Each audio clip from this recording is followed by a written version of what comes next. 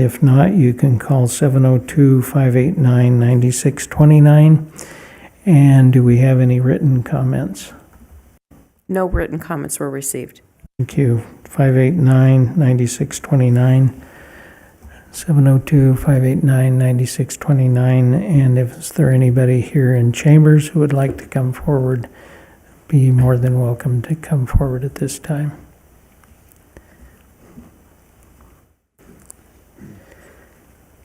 We'll wait a few moments for the phone call if it comes in.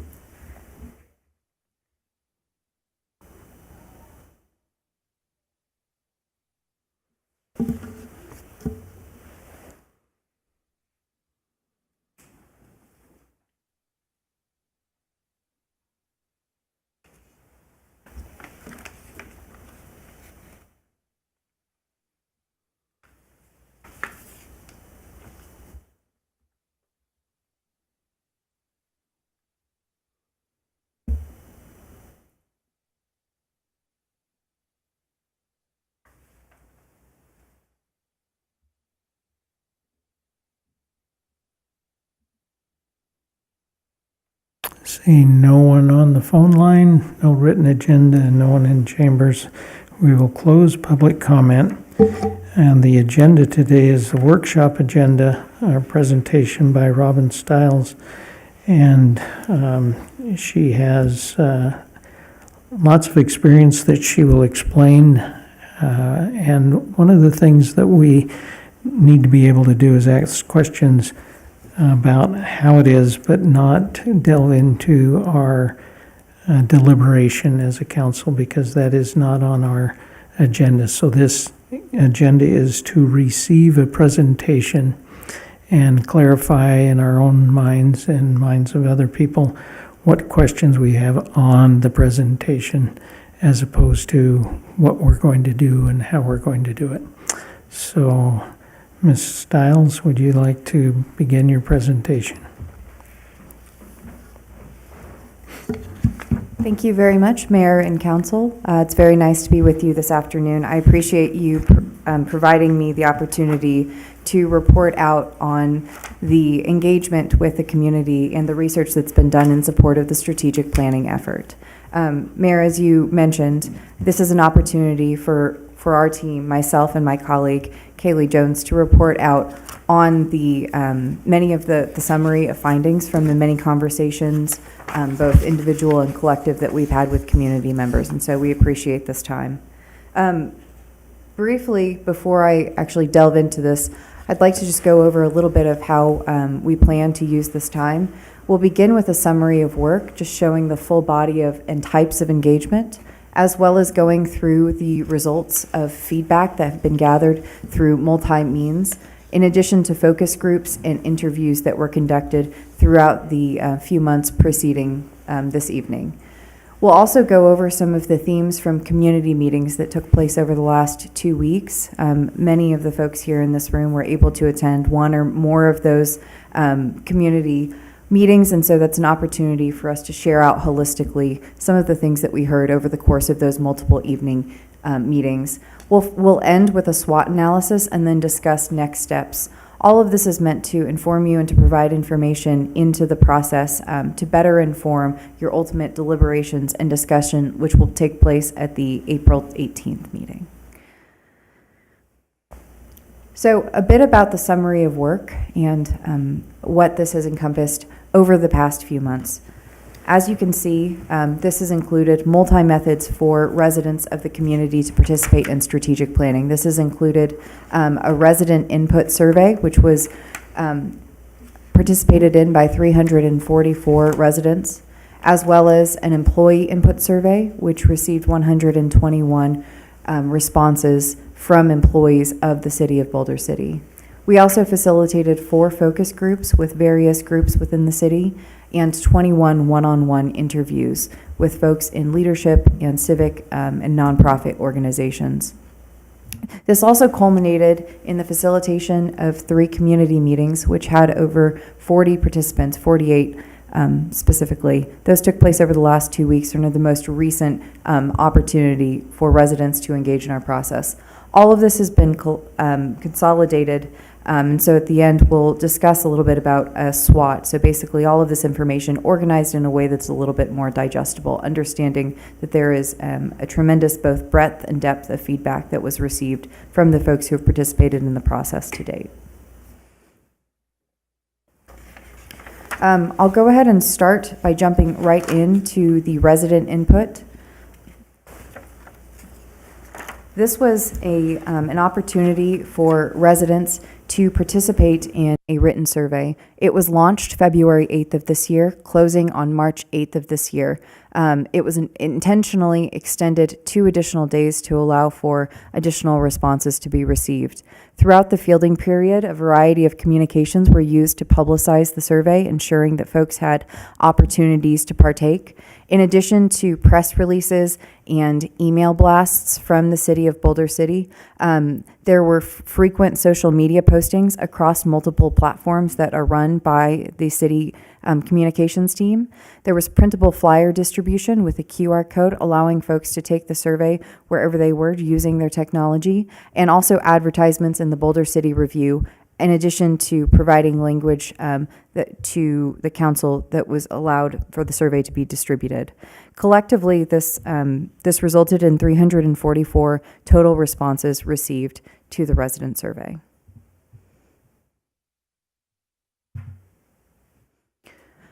A few of the first questions that we ask and that I'm going to be presenting are related to the demographics of survey respondents. That's purely so you can understand the respondents and the folks who chose to engage in this manner and in this way. As you can see, roughly 41% of our total respondents in the survey are aged 65 or above. 63% are 55 and above, which means that overall the survey respondents skew a little bit older. Comparatively, about 30% of the Boulder City population is aged 65 or older. So it skews a little bit older, even in terms of its representation. This is not unusual. Oftentimes, when we do a survey that is fielded in this way, using a convenience sampling, it often is the case that the folks who are not necessarily working, who might be retired, tend to have a little bit more free time, and they tend to participate in higher rates than those folks who are younger, purely because when you are raising a family, potentially also working full time, it can be a little bit harder to make the time to participate in a survey, even though it was intentionally designed to be very accessible. So again, not unusual, and also something that we frequently see in these types of public feedback gatherings. You'll also see that when it comes to the female, male, and just gender distribution, you see that it's a little bit skewed as well. So 57% of respondents here are female.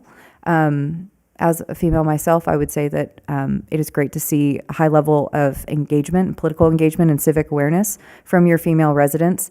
However, this means that there is a little bit of a skew towards the female respondents. So comparatively, based on the most recent census data, roughly 49.8%, so just under 50% of the general population is female. So you're seeing it skew both older, and then also you're seeing more responses from females than males in the respondents.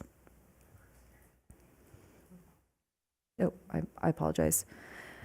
Some of the other demographics we asked were length of time living or working in Boulder City. This is to better understand the frame of reference with which folks answer many of the questions. So for instance, somebody who has been a lifelong resident of the city might have a frame of reference that dates back to the 70s or 80s as they think about many of the investments that the city has made.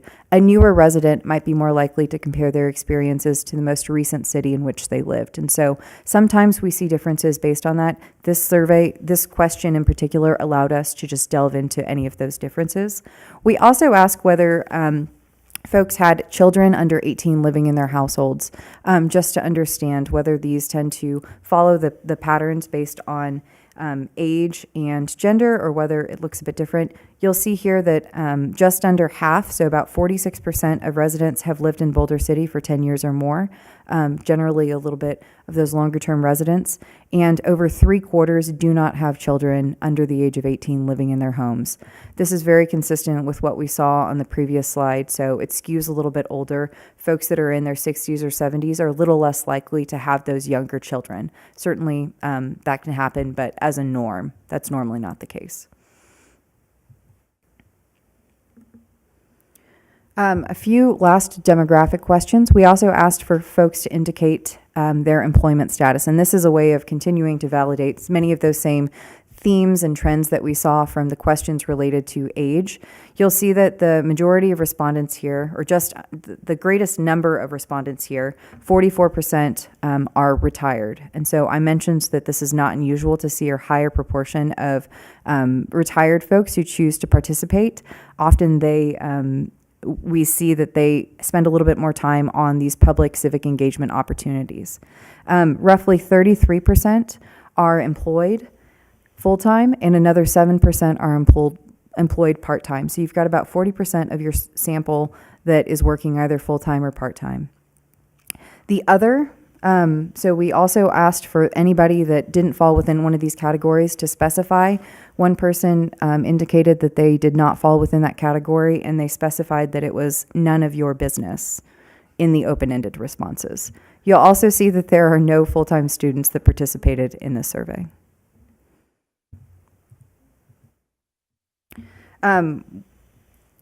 One of, again, the last few demographic questions here. As a final question, we asked about household income before taxes. Of the folks who answered this question, around 30% make between $100,000 to $199,000 a year in household income, at least in 2022, while an additional 15% make $200,000 or more. So that's essentially under half. Roughly just under half that make $100,000 or more, so 6 digits as a household income. For comparison's sake, in 2022, the median household income in Boulder City was $76,000. So this also skews, in addition to skewing older and more female, it does skew a little bit more affluently in terms of the sample as well. You had a very high proportion of folks in this question who declined to state, about 50 respondents, or roughly 25% of overall respondents. When it came to, finally, one last question about demographics, where in the city folks lived, you'll see that the vast majority live in the green section on the far right, which is section 3. This is about 65% of respondents, so about 2/3 of the total respondents live in an area that is sort of to the right and to the north of town. Moving away from the demographics questions, we first asked folks to engage with both the mission and the vision statement of the city to better understand whether both of those statements were viewed as still being relevant and appropriate to the city. So to ask this question, we provided respondents with a copy of the mission statement. And the mission statement is, the City of Boulder City's mission is to deliver outstanding services to enhance the quality of life within our community, our economic vitality, and the safety of those who reside, work in, visit, or travel through our community. Of these, we asked folks to indicate on a scale of strongly unaligned to strongly aligned how well aligned the city's initiatives, programs, and services were with this mission statement. So again, they were provided the mission statement and asked to respond to it. You'll see the breakdown of how folks aligned from strongly unaligned to strongly aligned here in the bar chart. You'll also see that this generated an average score to the right. And so the way that this average is generated is we convert the strongly unaligned to strongly aligned to numerically being represented by a 1 to 5 scale. So for instance, anything that was a strongly unaligned would be assigned a 1, unaligned would be assigned a 2, and neither aligned nor unaligned would be assigned a 3. Aligned is represented by 4, and strongly aligned is represented by 5. This allows us to generate an average score. This is helpful for just being able to compare this a little bit more nicely between surveys. As you'll see, we ask a similar question of the employees. It also allows us to compare this, this response and others that have been converted to a numeric number to the responses that are received from other municipalities and other organizations. So you have more of a comparative reference here. The 3.5 in this case represents that it is almost, I don't know if the pointer works here. Maybe. I don't know if the pointer will work on the screen. Essentially, right between neither aligned nor unaligned and aligned. So basically between the middle teal and the deeper teal, it's right in between a 3 or 4, between those two measures exactly at a 3.5.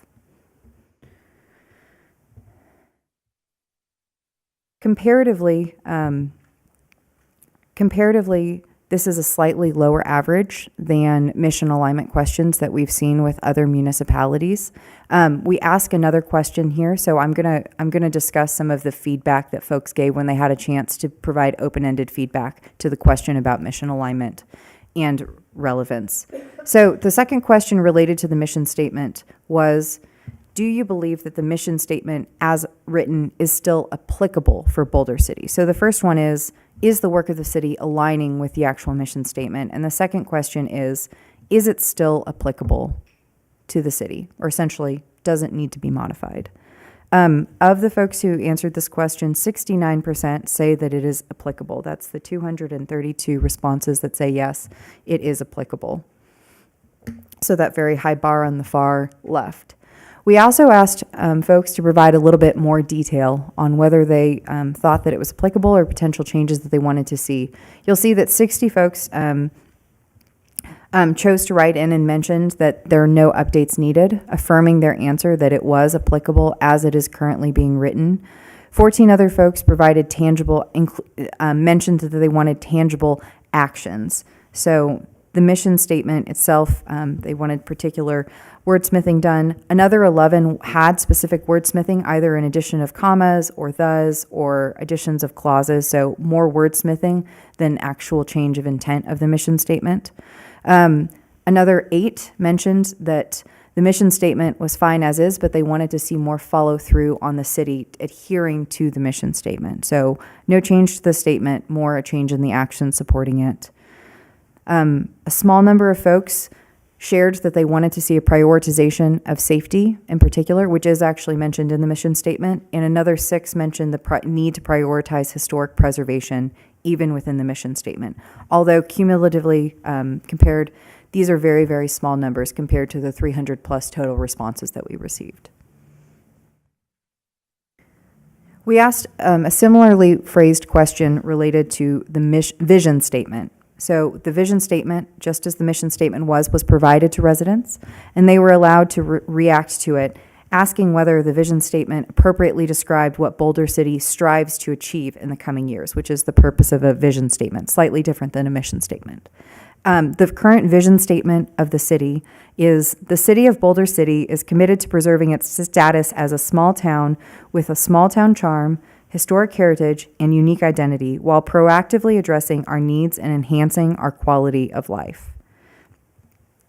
Of the respondents here, a comparable number, so 65.25%, say that they affirm it and that the vision statement is applicable as it is currently written. 16%, so 55 folks, also wrote in and further affirmed that no updates are needed to the mission statement. Other open-ended responses pointed to the need to continue limiting residential growth. Again, 13 responses here. And another 13 mentioned the need for continued tangible action to affirm the vision statement as it is currently aligned. So no changes needed, but the actions needed to be modified to carry this forward. And then 7 others had specific language changes. Again, these are the commas, the periods, the rewriting of clauses, though without changes in the actual intent.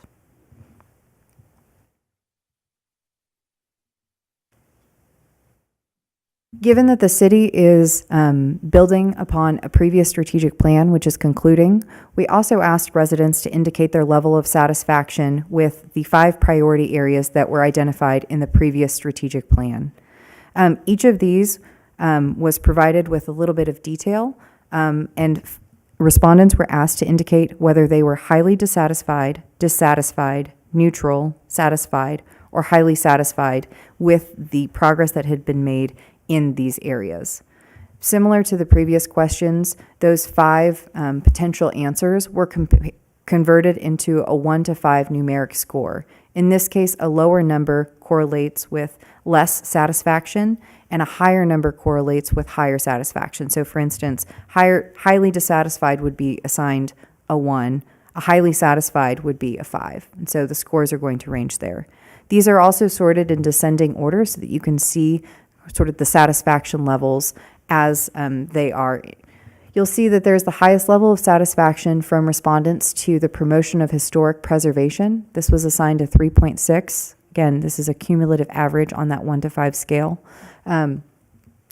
This is the highest average overall of any of these 5 areas, followed by sustaining a high level of public safety services, a 3.4, managing growth in development, which was assigned a 3.2, and tied with achieving prudent financial stewardship.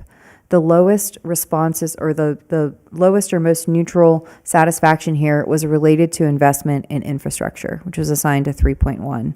It is not unusual. Oftentimes I find that public works or infrastructure areas are assigned the lowest scores, often because they're the most visible. So while people might not keep on the front of mind what the financial prudence of the city is, roads are often very much top of mind because you drive on them every day, and you're more likely to have those pain points in your mind of a particular intersection or a particular stretch of road that is perhaps difficult or more cumbersome to drive. So again, not unusual to see that that is one of the lower scores. This is also a fairly tight range, and so comparatively, while your strategic priority areas are not the exact same that other cities have prioritized, when we ask similar questions about evaluating areas that have been identified in a municipality's strategic plan, those often range from as low as 2.8 to about 3.7. And so your range here of 3.0 to 3.6 is actually pretty within that range. It's also a little bit tighter than we normally see. So again, normally we see a little bit more range in terms of those ratings. In addition to asking respondents to rate the questions, and these are the same numbers that you saw on the previous slide, we've just added in a summary of the open-ended responses. We also asked residents to provide feedback on what they would like to see, additional ideas that they have for continuing to improve these 5 priority areas. You'll see that these are also continuing to be sorted in descending order based on the strength of their satisfaction. So when it comes to historic preservation, these are much smaller numbers, but the folks who did choose to write in mentioned maintaining the status quo, so essentially maintaining the same level of historic preservation that is currently taking place, increasing the maintenance of buildings, and then there was some opposition to strict regulations related to historic preservation. Some folks mentioned that they were overly cumbersome or difficult to navigate. Related to sustaining a high level of public safety services, there were 24 responses that mentioned concerns about the homeless population within the city. Another 20 responses mentioned that there is currently a high level of public safety and that things need to just be maintained, so continuing to maintain an already high level or standard that has been set. There is a desire by 15 respondents to see an increased police patrol, and then 8 respondents mentioned a desire to see increased prosecution or citations for existing laws. So not the creation of new codes or laws, but more the enforcement of existing codes or citations, issuing of citations in support of existing regulations. When it comes to managing growth and development, 25 responses noted the need to continue limiting growth, and another 12 mentioned specifically limiting the land leases and sales. Also, a smaller proportion mentioned the desire to see more balanced growth, and 9 others mentioned a desire to see limited housing developments. And so there's really a mixed bag here. You see folks who are very strongly in favor of more limiting of growth, others that want to see a little bit more balanced growth, and then others want to see limitations on particular types of growth. So really across the board feedback. When it comes to financial stewardship, this with a 3.2 ties with the satisfaction with the growth and development area. You see a desire for improved financial transparency and accountability, and the guidance that avoiding lawsuits is a way to continue prioritizing this area, given that there are often payouts associated with lawsuits. 7 folks affirmed that the financial stewardship is already great and just needs to be maintained. And another 7 mentioned the need to limit exorbitant or needless spending. Finally, the infrastructure score, which again was one of the lowest, or in this case most moderate, the 3 correlates with a neither satisfied nor unsatisfied, so basically a perfect neutral. There's mention of the need to improve roads, 33 responses, construct the pool, 16 responses, and then a desire to see removal or improvement of blighted structures throughout the city, and then an improvement of the water infrastructure.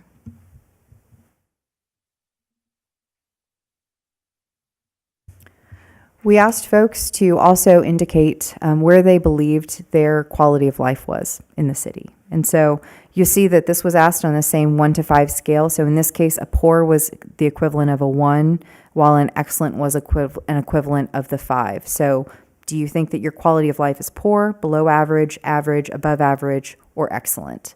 In this case, a perfect score would be a 5. You see that the average is a little bit higher than some of our previous averages. This is an average of a 3.9, so just approaching just under above average. When you look at the breakdown on the bar chart, though, you see that 72% of your respondents say that they believe that their quality of life is above average or excellent. Roughly 3/4, essentially, of your respondents. This is comparatively very high, so especially in municipalities that are dealing, that we've worked in that deal with, in particular, the most recent one was dealing with some damage and long-term impact of environmental challenges and inclement weather. We saw an incredible decrease in their level of satisfaction. I mean, it dropped 30% over a 3-year period, which is tremendous, and they are starting to rebuild. Even then, though, even prior to those inclement weather events that they experienced, theirs was just about where yours is at. On their average was a 4.1, so not statistically different, but comparable prior, and they are now trying to get back to that number. So this is where I switch things up. So we've gotten very comfortable with the 1 to 5 scale, with 5 and higher numbers being more positive feedback. This is where things get a little bit, they vary, and we get a little bit different. So we provided folks with a whole list of different services that the city currently provides, and we asked them to rank them in their level of priority. So essentially, drag and drop them. If you were given this list, drag and drop them and order them in a way that indicates how important they are, how much of a priority you view them as. In this case, 1 indicates that it is very high priority. So in the same way, these are just sorted in descending order. So a lower score here, this is the only question where this is the case, but a lower score here means it's a higher priority. And that's purely because when we give folks a list, we think of 1 as most important and often lower numbers as less important when we're prioritizing. It's just sort of how our brains work as humans. So you'll see here that we've sorted these in descending order. Overall, as an average, respondents rated public safety, public works, and utility administration as the most important, followed by growth management as the 4th area and parks and rec as the 5th area. So again, public safety, public works, utility administration is most important. A little bit more clustering here as we look at it, utility administration, growth management, parks and rec. Those are all very tightly clustered there. And then a little bit of a drop down in financial stewardship and maintenance of public spaces, both with the 6.3. Further down, we see conservation and stewardship efforts, historic preservation, and economic development further down. Operational excellence is one of the last categories, as is public outreach and communication. The other category was, and we asked, this basically is a catch-all category for things that weren't necessarily captured by any of these other service areas, was assigned the lowest score in terms of importance. We did ask if folks wanted to provide additional feedback on what those other responses would be. Some folks mentioned the need to increase the diversity of the population in the city. Only 3 responses. 3 others mentioned focusing on an improvement of the environment. And then 3 others mentioned the need to solve or address the homeless population concerns. So I'm going to actually turn it over at this point to my colleague, Kaylee Jones, who is going to walk us through some of the open-ended questions that were asked. And these are a little bit more open form, intentionally to give residents a chance to provide feedback and really share any priorities that are on their mind that they wanted to lift up that might not have necessarily have been captured by some of these close-ended ranking questions.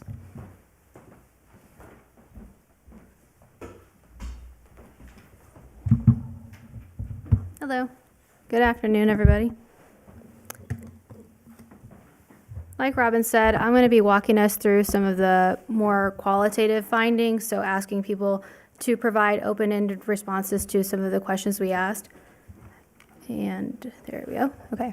So the question we asked here are there priorities or initiatives that Boulder City is currently focused on that it should stop investing in moving forward?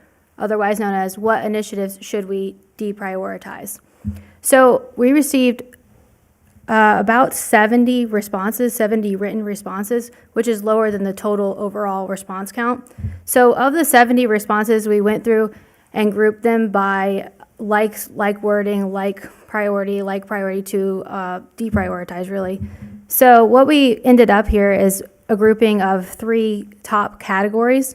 And so the first one here is folks indicated that the pool project should be scaled back, both in size and cost. Some others believe that the proposed pool facility was elaborate or that it might not benefit the majority of the city's population. 7 folks indicated that leasing or selling land should be deprioritized. They mentioned concerns with selling or leasing land to the city of Henderson and to solar companies. And then 6 folks wanted a focus on the environment or a shift in how the environment was addressed. So some shared their concerns about the water crisis. Some wanted water-free landscaping, and others wanted a prioritized focus on improvement to existing parks.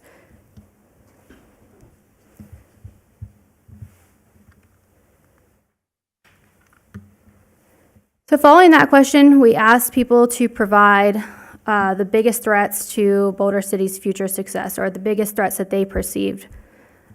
And we did get a much larger response count here. So we had about 170 responses. So people provided more written response here than any other category in this resident survey. So the top one here with 37 responses was around growth. So some were concerned about the impact of growth as it pertains to housing, population, economic development. Some believing that it might negatively impact affordability and resource availability. Others thought that it might bring in additional crime, an increased homeless population, and additional noise or light pollution. So following the growth as a threat, we get the homeless population. And I will say that a lot of these tend to tie into one another, so a lot of people mention the same things and can be grouped into several different categories. So with 36 responses, folks shared their concerns about the growing homeless population or the perceived growing homeless population, mentioning that the city may not have resources to assist these unhoused persons. Others were also worried that the presence of homeless population might negatively impact the appearance of the city. So those were the 2 largest grouping of responses. So with about half or a little less than half, we move into the loss of the small town charm with 14 responses. So some of the responses indicated that they were anxious about the loss of Boulder City's small town charm, mentioning that if population increases, if we bring in more businesses, if we have over politicization of things, it might detract from the city's special charm. And others noted that the lack of infrastructure and maintenance kind of deters from that small town feeling. So this is just going more in depth into the same question because we did have a lot of responses here. So the 4th largest grouping was, with 11 responses, was City of Henderson encroachment. So some participants shared that they were concerned about the city's overgrowth from the City of Henderson's and how it might negatively impact or limit the city's resources such as safety, land use, water consumption. And they also indicated that they didn't want to destroy the beauty of the city or to build additional housing. So again, you go kind of back into the growth, back into loss of small town charm. Like I said previously, a lot of these tie into another. So if you have a perceived growth, you're going to be concerned about growth and you will be concerned about loss of small town charm. So the next one here is with 10 responses is concern over housing developments. Some shared that they were concerned about the influx of cookie cutter housing developments and others shared that new housing developments might negatively impact the community's culture. And some others indicated that there is an opportunity for mixed-use housing development, meaning having more than just single-family large residents, so maybe having apartments, townhouses, condos, just more mixed-use housing development, which could bring in or diversify the population. So the last one here is with 10 responses as well, the lack of diverse businesses. So some shared that they were concerned about the perceived failure to attract diverse types of businesses, noting that there may be a lack of initiative to retain vital businesses. And of the businesses that were noted as a priority, a second grocery store was by far the most requested. And the last open-ended response that we had for this survey was just a catch-all. Do you have any additional feedback that you think may inform our strategic planning processes? And we received 82 responses here, so a pretty decent grouping of responses was able to be made. So the highest one here with 15 responses was a focus on the town's aesthetics. And aesthetics being cleanup of the town's sidewalks, storefronts, signage, vacant buildings, really anything in the downtown area. And others also provided that landscaping should be a priority of the city to promote its appearance. The second largest grouping was, with 6 responses, was to prioritize additional activities. So some folks shared that they'd like the city to host additional events or provide additional activities for both residents and to promote tourism. And of these events or activities, people indicated their desire for a community recreation center, the pool facility, additional bike trails, hiking trails, and museums. The last one here, with 6 responses as well, was to prioritize business investments. So some response shared that they would like to see additional businesses going up in the city, especially the grocery store, and they would also like to see a mall with diverse shopping options. And others expressed that the city needs additional medical providers, medical technology, such as family doctor. And I'm going to pause before we move into the next portion, if anyone has questions at this time. Any questions? I had a question of the first part. Go for it. Just a little simple one.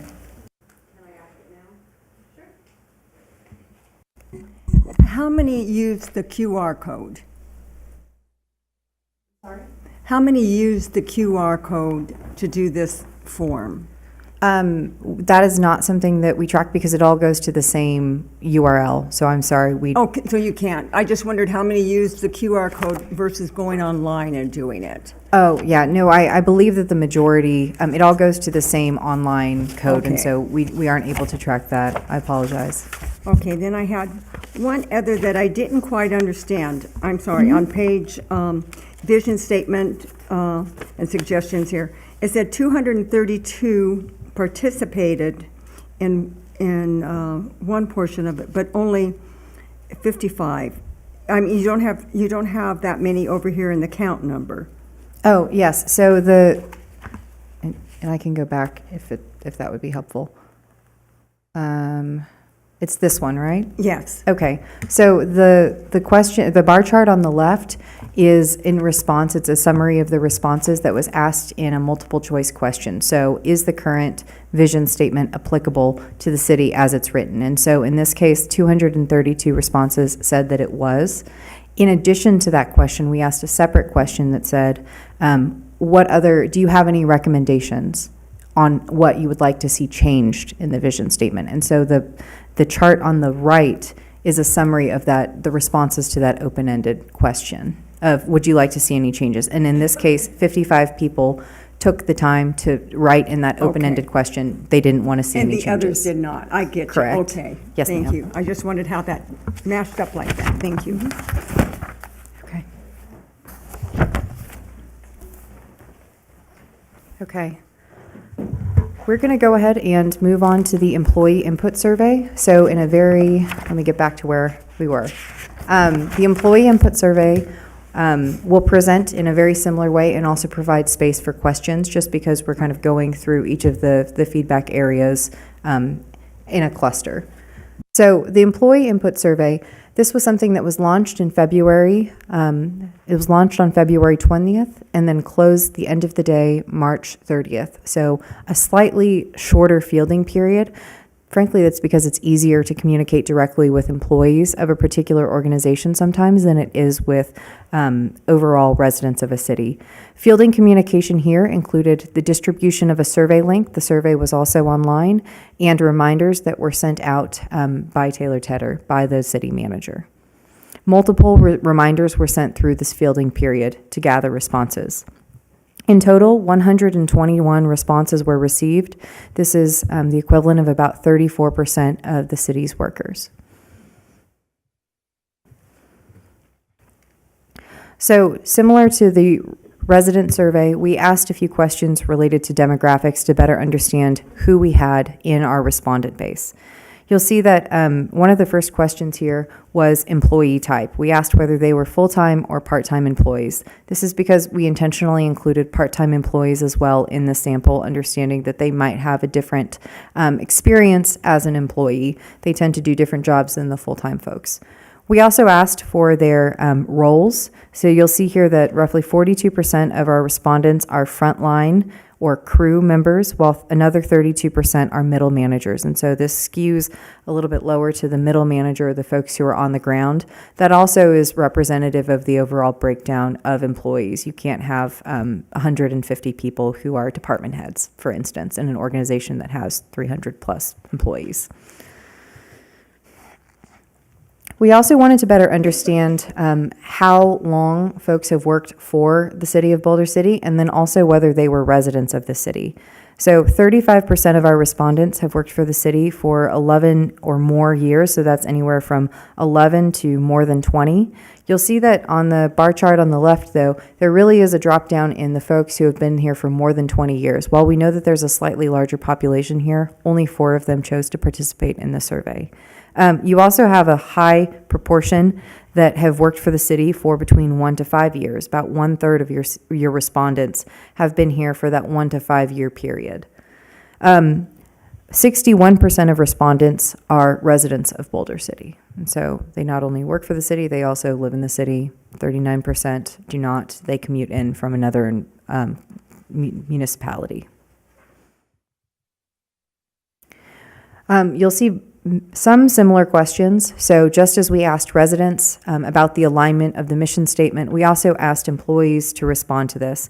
You'll see that it was converted to that same 1 to 5 scale. So how aligned do you think our mission statement is, from strongly unaligned to strongly aligned? Here, the overall score from employees was a 3.5. This is the exact same average as the resident survey, which also ranked this a 3.5. So no real differences here between residents and employees. Similarly, we asked whether the mission statement was still applicable. In this case, 79.8, so just under 80%, say that it isn't applicable. This is actually much higher than the residents' rating of the applicability of the mission statement. So 69% of residents said that it was applicable. Just under 80% of employees say that it is still applicable. So a little over a 10% difference here. When it came to open-ended responses related to the mission statement, 10 folks mentioned that there are no updates needed. 5 mentioned that there is a need to continue following through on the statement as it is currently written. So no change to the statement, changes on the actions to make sure that it's being carried forward. And 3 had specific language changes. So again, the commas, the periods, the rewriting of the clauses without change in intent.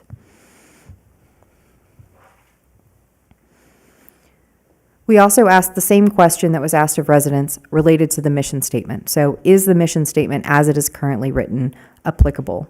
Here we see that 76% of employees say that it is still applicable. They answer affirmatively to this question. This is also significantly higher than the residents. On the resident side, you saw that 69% of residents said that it was applicable.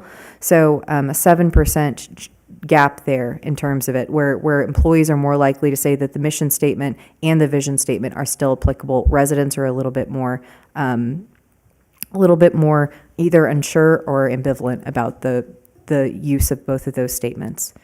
Here we see a higher number of proportion of folks who say that there are no updates needed to the vision statement, and a slightly smaller proportion who mention the need to, again, continue to act in a way that supports the mission statement, or mention the need for additional business participation to make the vision a reality. So here we have a variety of statements. And so these are statements related to various aspects of employee engagement.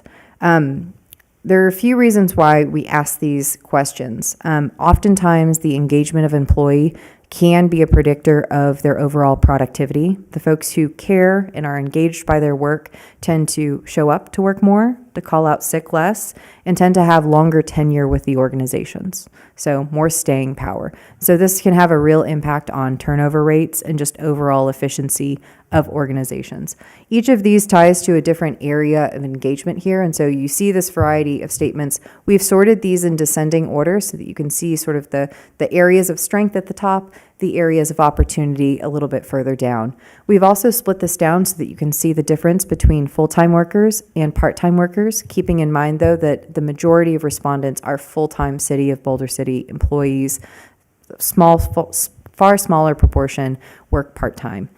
Interestingly enough, across a few of these different measures, you see that, especially for some that are a little bit further down, part-time workers are actually more likely to answer affirmatively on things like, I feel respected and valued by my direct supervisor, where there's a whole point difference, as well as I would recommend working for the City of Boulder City to my best friend, a 0.3 difference, and then also a pretty big difference here when related to feeling motivated to come up with new and better ways of doing things and feeling as though they are kept informed about matters that impact them. Really significant differences there.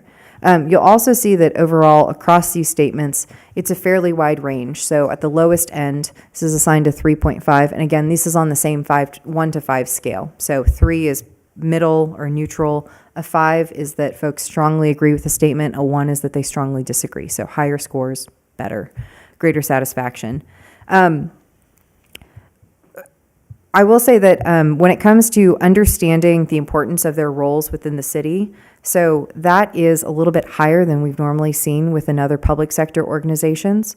The first statement as well, I have the skills, knowledge, and training to do my job well, which was assigned an overall average of 4.6. That is also a little bit higher. Normally we see that hovering around the 4.2 to 4.3 range. So there's more affirmation. Folks feel more equipped to do their jobs compared to other public sector employees. One of the next measures, I feel, I am proud to work for the City of Boulder City. That's a 4.2.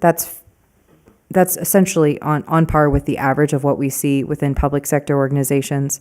The job satisfaction, though, I am satisfied with my job.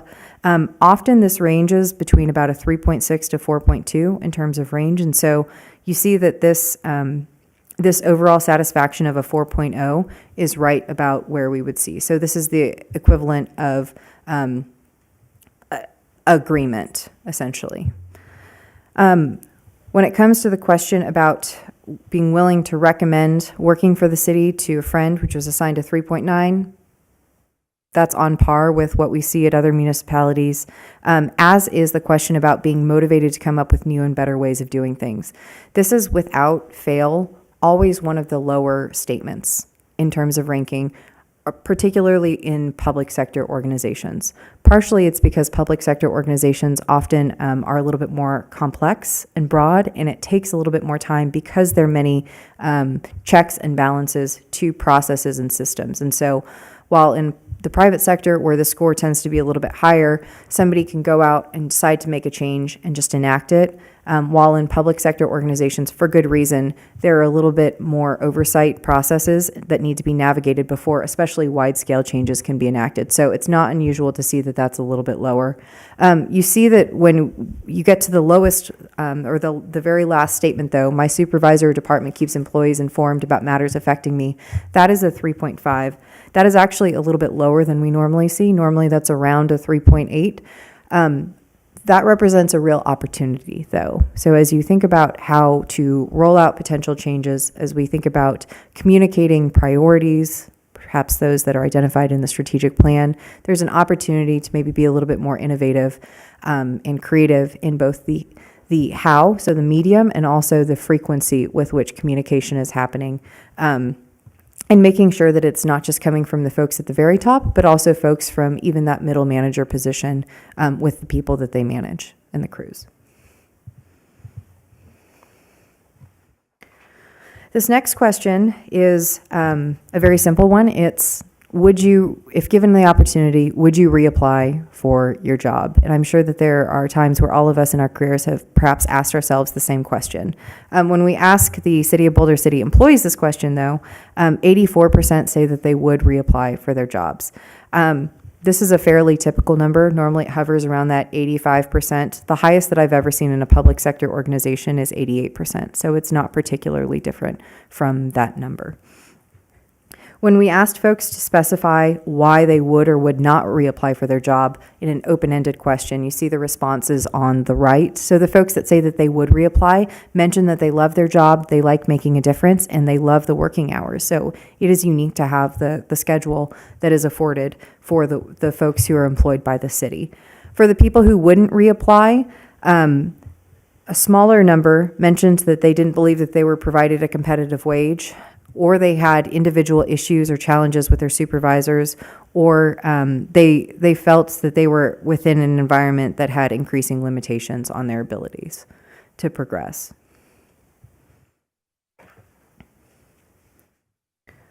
Similar to the residents, employees were also asked to essentially rank the work of the city in achieving the 5 areas identified in the strategic plan. You will see that there are quite a few differences here in how employees rated and responded to these questions compared to residents. So this is where not just the numbers, but actually the order of these areas changed a bit. For employees, achieving prudent financial stewardship was rated the highest or best performing, tied with historic preservation and sustaining a high level of public safety services. So again, all 3 of these are tied for first. Do not read into the ordering there. Just pay attention to the number.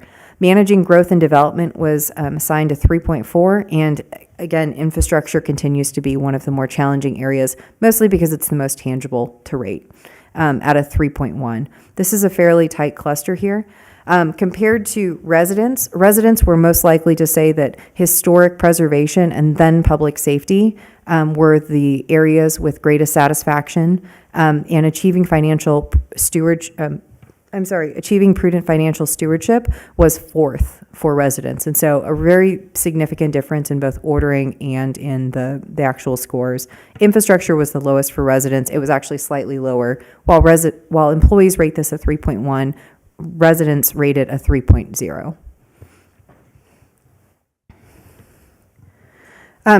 Employees were also provided the opportunity to identify some opportunities for internal process improvements. So this is essentially an opportunity for them to highlight any processes that they thought could be improved, any areas of opportunity specifically related to how things work on the inside. So particular processes that might be a little less visible to the general public as they interact with the city. You'll see that these have very small numbers of responses, but there are very clear themes here. The first is around communication. The desire here is to see more communication. This is actually tied with the responses on that the statement ratings, where we saw that communication was the greatest area of opportunity. It was the lowest average satisfaction score. That's echoed here in this open-ended question related to areas of potential improvement. A smaller number of folks also mentioned the opportunity for integrating automation or just better utilizing technology in some of the processes. So moving beyond hard paper processes that require scanning signatures, maybe physically walking papers between departments, and moving to processes that are a little bit more integrated with each other. Some also mentioned internal systems and databases that were cumbersome. Oftentimes it's because technology is changing so rapidly that even a new system that might have been new 5 to 7 years ago it can be a little bit more cumbersome compared to things that are coming out now, just because of the speed of technological innovation is frankly just so sped up at this point. The final area here is around accountability and evaluation. So they'd like to see, a smaller number of folks mentioned the desire to see opportunities to provide feedback more regularly through employee surveys, or for an investment in really skills that allow them to be more effective in their job. So customer service training for those folks who are working with the general public. Potentially use of secret shoppers to make sure that there's a high level of accountability and quality in the services that are being provided to the public.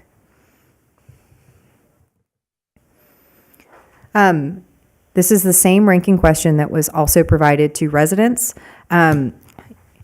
You will see here that there are there's a bit of movement here, just as we saw with the rankings on the 5 areas within the strategic plan. So when employees were asked to identify the areas of greatest priority, public safety was top, followed by financial stewardship and economic development, and then public works. Operational excellence is also much higher. So operational excellence was one of the lowest ratings from the resident side. It is the 5th highest on the employee side. So thinking about process improvements, providing high levels of customer service. You also saw that in the open-ended responses on the previous slide, where I think that there's an interest in wanting to maintain and continuing to deliver a high level of quality service for residents as they interact with the city.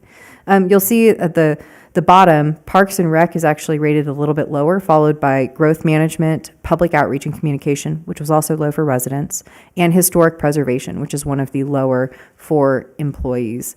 Many of the functions that are rated more highly for these employees in the rankings are more of the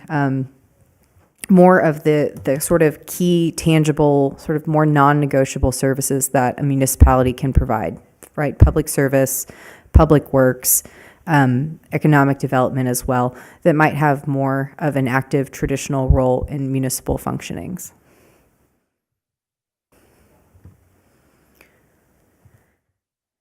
Oops. I'm going to turn it over to Kaylee now. So she's going to walk through the last open-ended of the employee survey, and then we'll stop and kind of pause and allow for discussion around those questions in the same way that we did with the resident survey.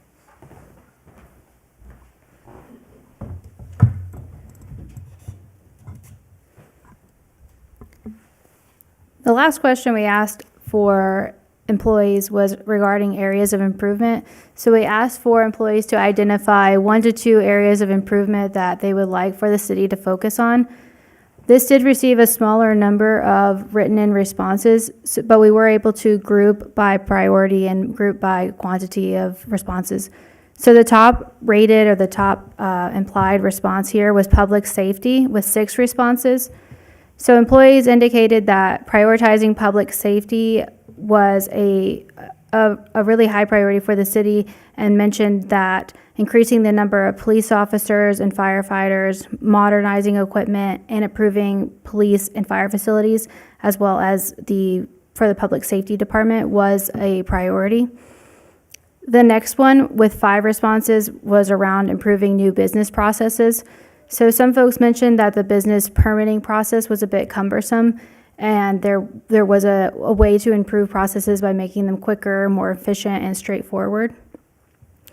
With 4 responses, improved communication was entered here, and this ties back into what we've seen throughout regarding better communication practices. So really, this is just reiterating, folks would like to see improved communication both between staff and between city employees and to residents. And then the last one here with 4 responses as well was folks mentioned that they would like to see the pool constructed as soon as possible. And that's the last one for our employee survey. Are there any questions on that survey?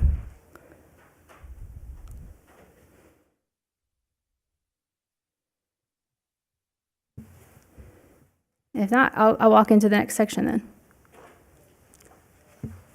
So we're going to dive into our focus groups and interviews.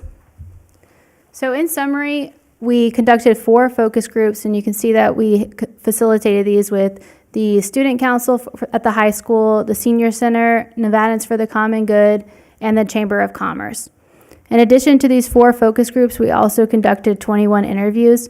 And you can see how this is broken out, but we did have 9 staff members, 4 city council persons, a mayor, the library representative, emergency aid representative, Southern Nevada Railroad Museum representative, Linda Hand, the community resource liaison, a senior center representative, and a chamber of commerce representative.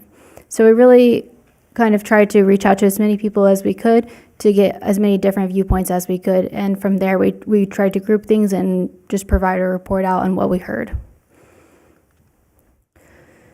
So for our focus groups, we asked, what's the best part about living in Boulder City? What makes you want to stay here? What is your favorite thing about being here? And these were the responses that we heard. And really, it's kind of all wrapped up in the last bullet here: an intentional community with opportunities to engage, volunteer, and build strong communal relationships. So participants really indicated that they love the small town charm. They love the historic nature. They love the uniqueness. They love the friendliness. They love the overall welcoming vibe of the city.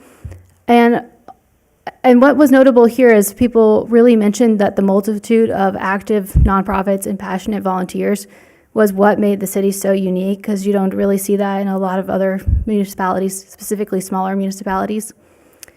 And in addition, other people mentioned that they enjoyed the safety, the walkability, and again, just the general friendliness of the community.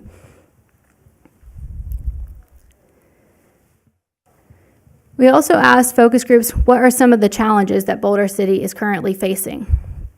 And you can see we did get this quote, and we tried to pull it out, so it was highlighted here. The current demographics and lack of affordability are not conducive for younger generations or families looking to stay or move to Boulder City. And that was a theme that we were hearing across focus groups, was the need to diversify the population, the need to bring in additional and younger families. And in order to do this, we may need to build more housing, may need to focus on affordable housing, and may need to diversify businesses to bring in those younger families and younger generation of people.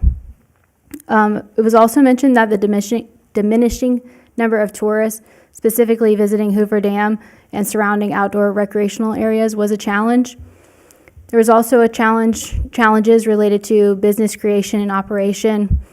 Going back to what we heard from the employee survey, focus groups indicated that the business permitting process was kind of cumbersome as well. And kind of tying back into the need to diversify, they indicated that there's challenges operating businesses, including the ability to hire and retain necessary staff.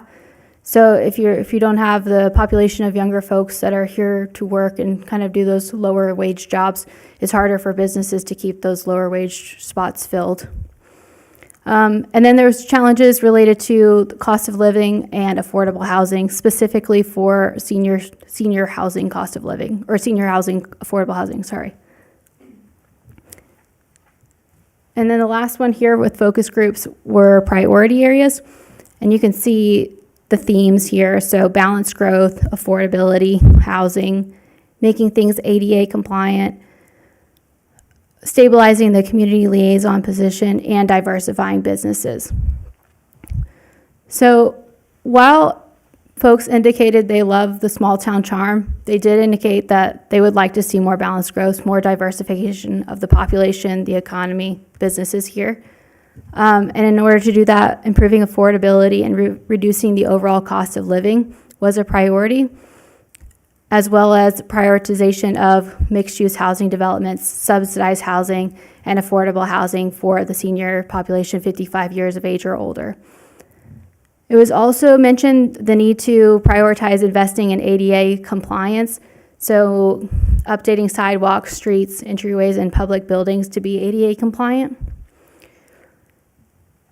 Focus groups also really iterated how they love the community liaison position, how beneficial it was, and they were concerned that having it only for 4 years may be a detriment to the city, so they wanted to prioritize stabilizing that position for a longer term.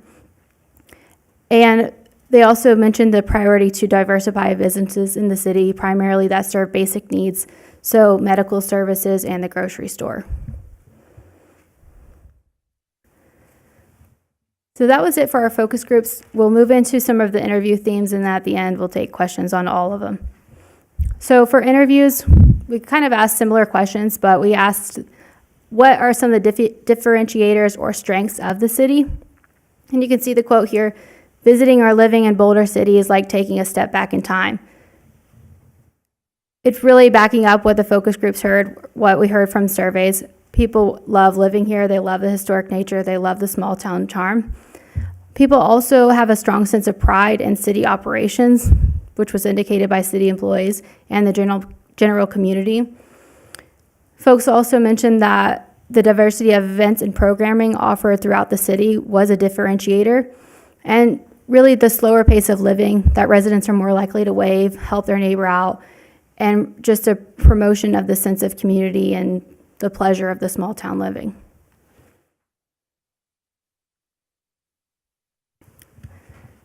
We also asked during our interviews, we asked what are some of the challenges that Boulder City faces now and in the future.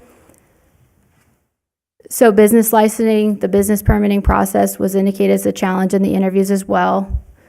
New construction, permitting, site inspections, the large population of people living in the city with no transportation.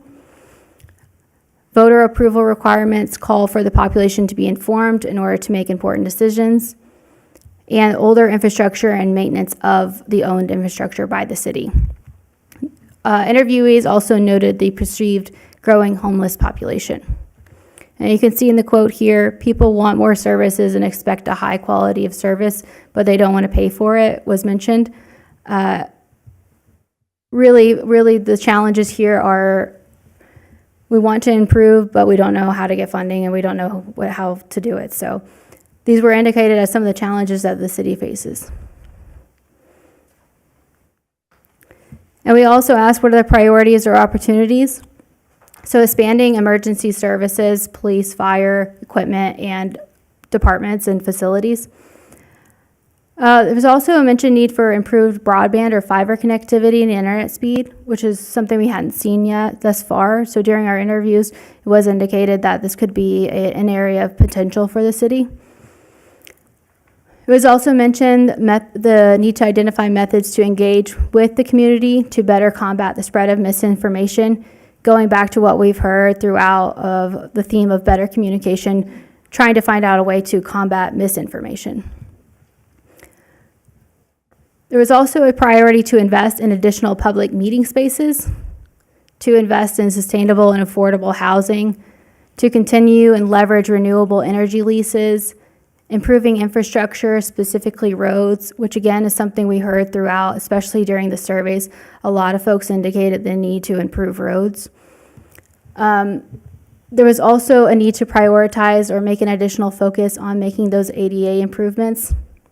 And it was mentioned that lessening historical preservation efforts, allowing older buildings to be revitalized or repurposed without strict regulations, could be an opportunity for the city.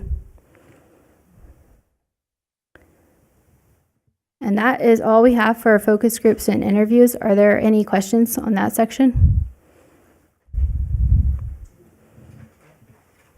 Great. I'll turn it back over to Robin.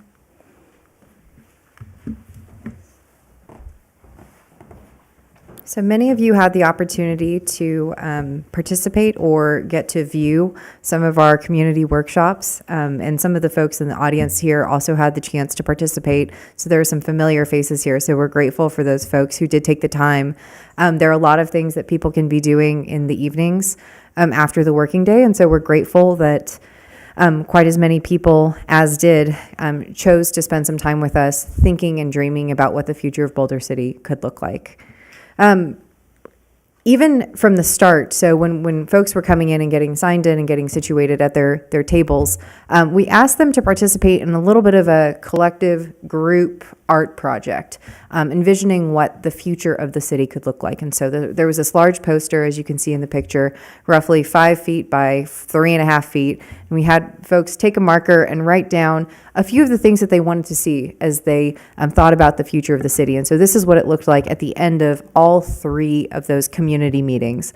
I think one of the best parts is that as we went to the later meetings, folks would take markers and they would put yeses or hearts next to the things that they liked to see, and also additions and underlining. And so if you get a chance to spend a little bit more time looking at this, many of the themes, though, sort of anecdotally that you'll see here is there's a lot of interest in the pool, as you can see from the fact that the pool is written in the middle in pretty big letters. There's also a desire to continue maintaining the small town feel. So all of the things that Kaylee shared that are real strengths and differentiators of the experience of being part of the Boulder City community. Folks love that. Folks want to see it.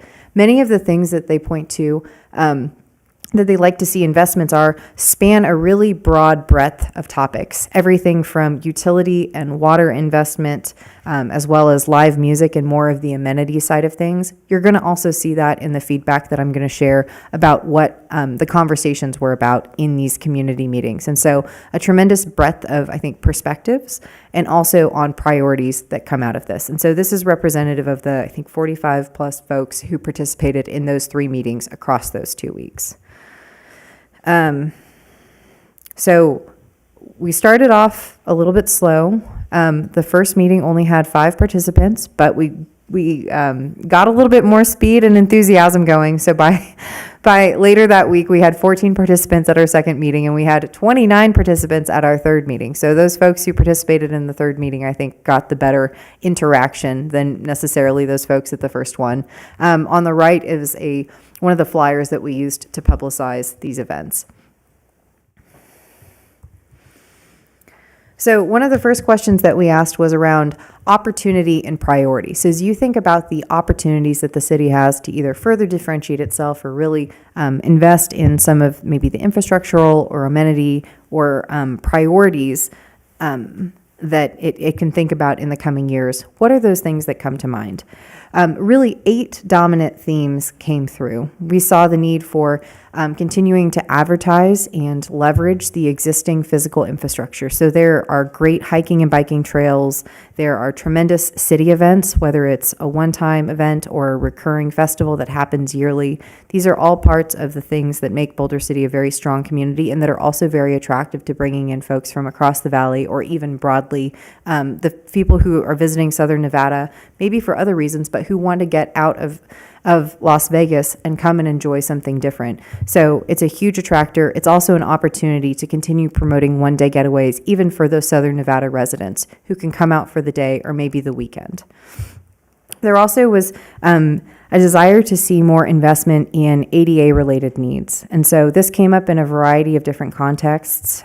We had many folks who pointed to the fact that it's also tied to the population. So we know that the Boulder City population skews a little bit older than the general population in Nevada. And with that often comes greater need for ADA compliance and also accessibility. How do we make sure that the city is accessible, not just for its residents, who do skew a little bit older, but also for those folks who want to come and enjoy the amenities that are here, maybe come for a weekend? How do we make sure that we're able to serve them and it's an accessible environment for them?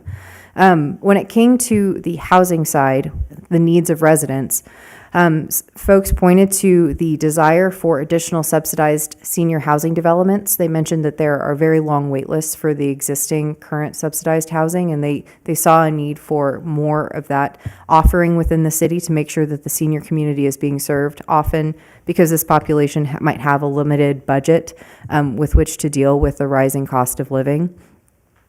There was also a fair amount of discussion around the desire for mixed-use housing development. So instead of having a housing development that comes in and builds traditional stick-built single-family homes that tend to be a little bit larger, being a little bit more creative in what that makeup could look like, that could also serve potentially seniors, but also maybe younger families who might have a different price point as they're entering the market, allowing them to use housing as a way to diversify the population a little bit more and bring in those younger families. The internet accessibility also was discussed as its own topic, but I think is related to many of the things that we've discussed, particularly for those younger families who might telework. High-speed internet is going to be a premium. It also means that folks that currently live in the community are going to have better access to services, to information, to resource navigation as well. So high-speed internet is one of those investments that could or would serve a broad swath of both the existing population, also could be an attractor for those folks who might want to come for the weekend but do need access to that internet or think that they need access to the internet on a weekend. Construction of the pool, as you saw from the poster, is also a very high, a very energized discussion. So a lot of discussion on the desire for a pool, a desire for the amenities to make sure that it was a resource that was available to residents. There was varied discussion on the scope and what that pool should look like, but there tended to be pretty significant agreement that there needed to be an investment in the pool, that the current pool had some major infrastructure flaws, leaks, wasn't necessarily providing the best experience for those folks who sought to use it. One of the ideas that came out in discussion was the possibility of using the solar leases and actually increasing them. So you've seen in the previous report out that there are varied opinions about the solar leases. One of the ideas that came out from one of the meetings was this possibility of using increased solar leases as a way to provide electric rebates for low-income persons, so reducing the cost of living through the city-owned utilities, because that's something within the purview of the city, while not necessarily all of these other opportunities fall directly within action that the city itself can take. Finally, one of the last themes was the possibility of recognizing and preparing for the limited water supply. We know that there continues to be a shortage of water in the long term, and that conservation needs to be top of mind. So thinking about ways to not just be a little bit more conservative in water usage, but also potentially reclaiming and reusing water. So more diligence in the use and the cyclical sort of retention of that water.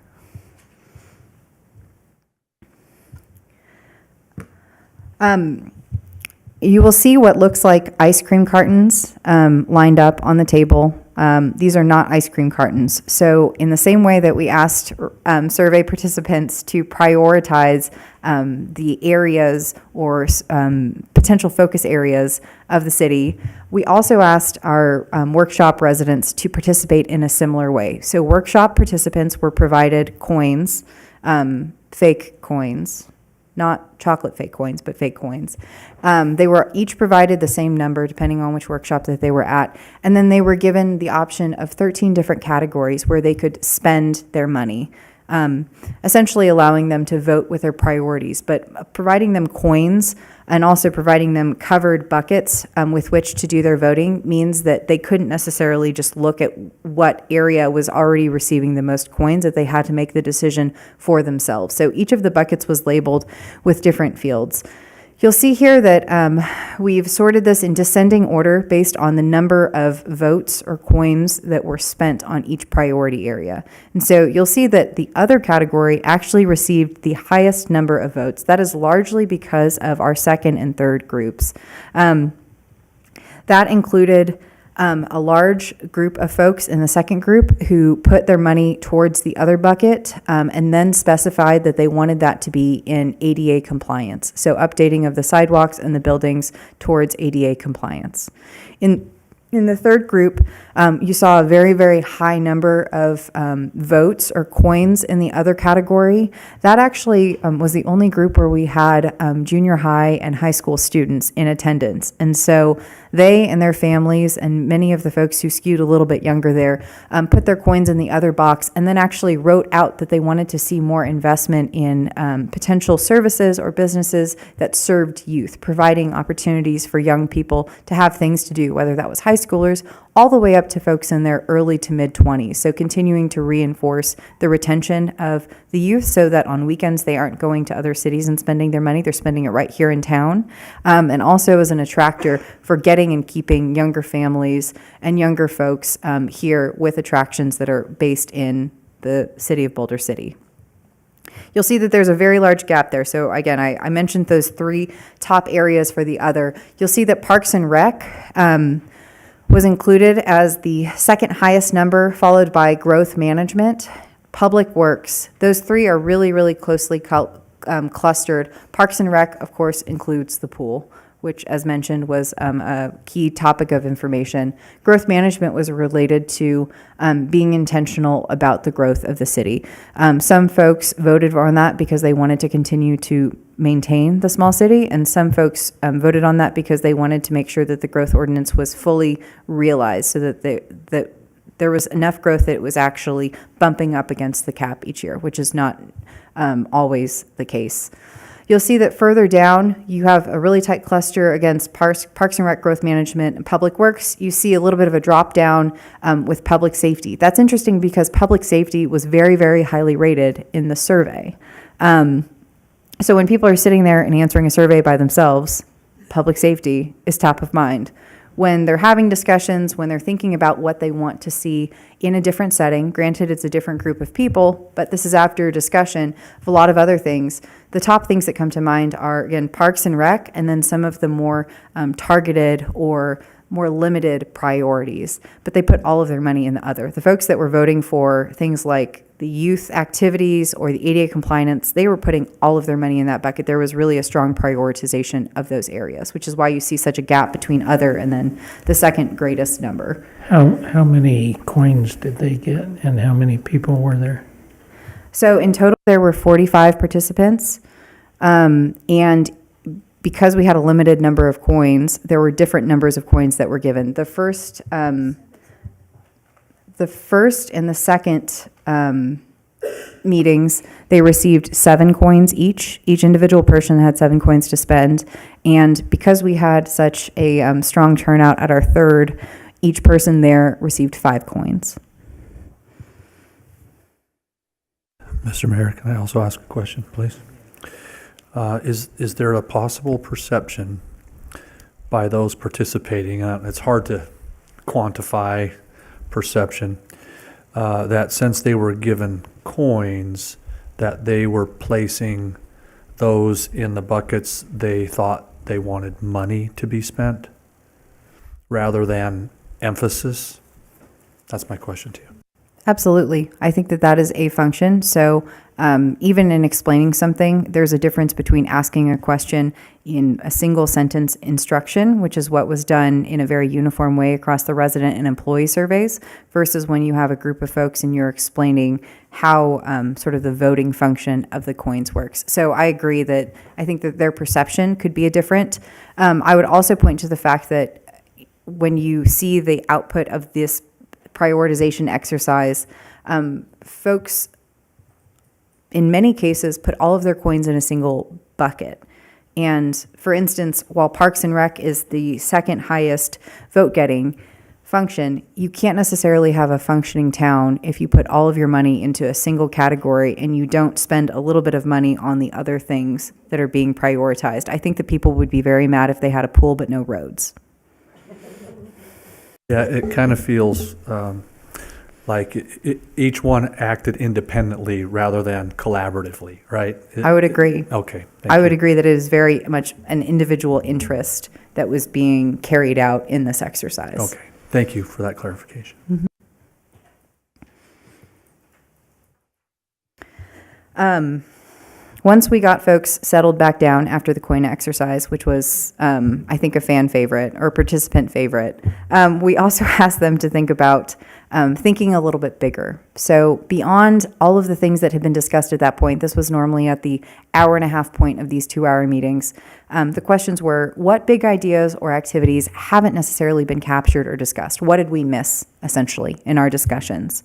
And then we also asked them, what should the future of Boulder City look like? If you were to describe a successful, thriving Boulder City in 2028 or 2030, what words would you use? So both of those are captured here. When it came to additional ideas or the tasking of thinking really big and expansively on potential areas, folks mentioned additional preventative services. So thinking about the need for mental health really throughout the city, not just for a single population, but serving everybody from youth all the way to the elderly population. A desire, as you saw in some of the previous reporting outs, of more institutionalizing and permanently funding the community liaison position, which is currently being funded through multi-year grant funding through federal grant money.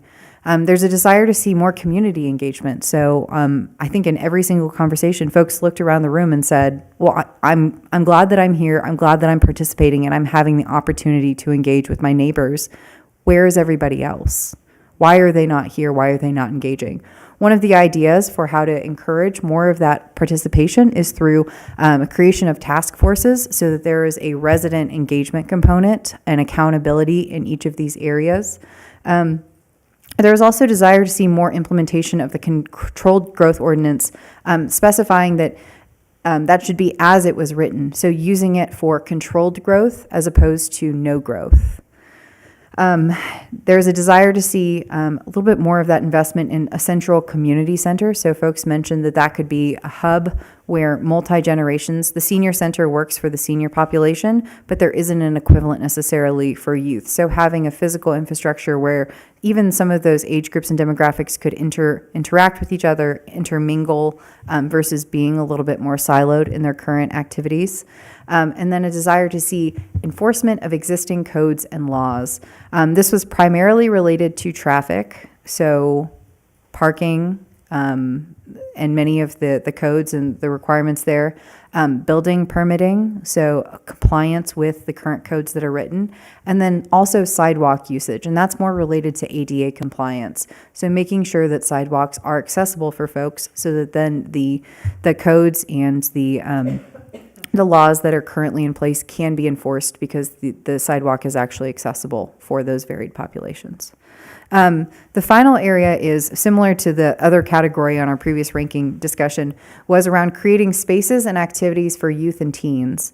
So that's the thought of continuing to keep the students and young people here. One parent whose children were actually also in attendance and participating in the discussion mentioned that she and her family had moved to Boulder City because it is safe. She loves that it is a small town. She loves that it is safe. She loves that her children can walk around in the evenings. She feels very comfortable walking around in the evenings. The unfortunate challenge, though, is that when her children want to go and spend time with friends, those friends go into Greater Las Vegas. They go into the city of Henderson, and so they're sending them back in for recreation to the area that they intentionally don't want to live in because of some of the safety concerns or the proximity to things outside of the smaller community. And so it's a bit of a catch-22. The benefits of the small town also mean that there are some challenges in providing the amenities that would be an attractor for those younger youth or folks in their early or mid-20s. When it came to a future vision, so we really started off with a white flip chart and a marker, and I asked for folks to just call out different phrases or words if they were thinking about their ideal version of Boulder City in 2028 and 2030 and beyond. So that included everything from being small, safe, clean, and uncrowded. Some folks focused on the negatives and what they did not want to be, which was like the cities of Henderson or the cities of Sedona. They didn't want it to be crowded. They didn't want it to be difficult for locals to be able to navigate. They also didn't want short-term rental housing, so they wanted it to maintain the community feel of folks who are invested in the community because they live here. They mentioned wanting to see more diversity, both economically, culturally, racially, and by population age, although we've discussed the population age diversity a little bit more today. They love the thriving and historic downtown and want it to be maintained, and also want the community to continue to be inclusive and sustainable. There's also a desire to see more effective and accessible community and social services. Part of that is related to our discussions about the community liaison position that's seen as a real joiner between folks who are trying to navigate resources and the resources that are already accessible or in existence. And then also a desire to be business-friendly, youthful, and vibrant, and then compassionate, respectful, and with a culture of care within the community. Our last activity here is related to a little bit of an impact versus investment matrix. And so I always like to say that if a money tree exists, I haven't figured out where one grows. And so for every investment that is made, you need to weigh what the potential impact of that investment will be and also what you're reducing in order to invest in a new category. And so for this activity, we ask that folks throw out their big ideas, right? So that could be truly anything. And you'll see on the next slide that that encompassed truly all ideas, big, small, broad, across the spectrum of potential priority areas.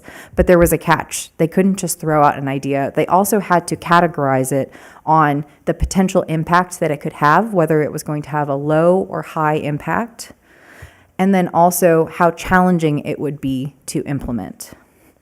These areas were identified and labeled based on their potential impact and also the investment that would be required to make them successful. So in this case, something that was high potential, so had the potential for having a significant impact, but that was also low challenge, was considered a gold mine, something that we should definitely do because it wouldn't necessarily be challenging to enact. Something that was had high potential impact but was also highly challenging was a moonshot. Maybe it needed a little bit more vetting or evaluation. Maybe there needed to be additional conversations on exactly how it would work, but it had the potential to be highly impactful. Quick wins were things that might have a little bit less impact, but also were going to be easier to enact. So it's easy. It moves the needle forward a little bit or moves the ball forward a little bit. A quick win. And then finally, the last category, which is the bottom right-hand quadrant, was questionable. These are things that would be highly challenging, but that might not have a significant impact.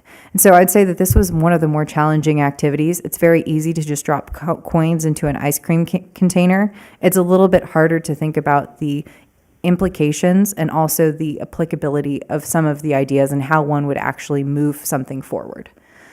So you'll see that these are color-coded based on their quadrant. These are the ideas that were provided by our residents here. There's a wide variety of things. So I mentioned that it spans everything from permanently funding or institutionalizing the community liaison role, essentially finding non-soft money for that role, which was characterized as a quick win, as was better enforcing existing codes. So not creation of new codes or regulations, but enforcement of the existing codes that are currently on the books. Those were viewed as the quick wins, that light gray in the bottom left-hand category. So low impact, but also low effort. In the top category, so the gold mine category, which is greater potential and then also lower impact or investment, that included improving the resource navigation, so making sure that residents knew how to get to both resources that are included in the city or just how to navigate the public government system as well. It included Pride Month recognition by the city, better integrating technology into city operations, and using task forces to drive community engagement. So having more city and resident involvement in priorities as they are rolled out. Additional gold mines, and again, these are characterized by the participants in the focus group, include additional recycling options, so citywide composting, and also the composting and wood chipping of Christmas trees after the holidays to reduce the usage of the landfill. That was viewed as a gold mine. Re-examination of the growth ordinance to consider how it is currently being carried out, and monetizing existing infrastructure. So are there ways that the existing infrastructure that is owned by the city, whether that's land or physical buildings, could be monetized in a way that is revenue generating to at least cover the maintenance costs? Many of these buildings have significant maintenance costs just to keep the building open, safe for public use, the utilities on. So is there a way to continue to consider how those are being used so that they at least cover their costs? Some of the other areas that are considered moonshots, so these are areas that have high potential, but that might require additional investment.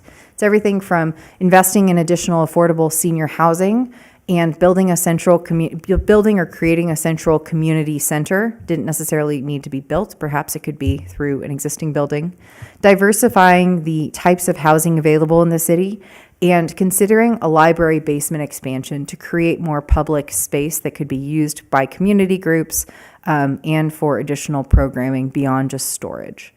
The final moonshot area, and it is intentionally off the chart, so the instructions by the person that recommended it were to tape it to the side because it was so such a big idea and such a moonshot that he wanted it to intentionally be placed even outside the quadrant, was the idea of investing at the city level in subsidized cooperative community, where there would be a buy-in, but it would essentially allow for folks to come in, there to be subsidized housing, but there to be an increasing almost rent-to-own component, or opportunities for the city to create pathways for younger folks who might be just starting off to come be part of the community and then build up the resources necessary to then maybe potentially move to a more traditional single-family house.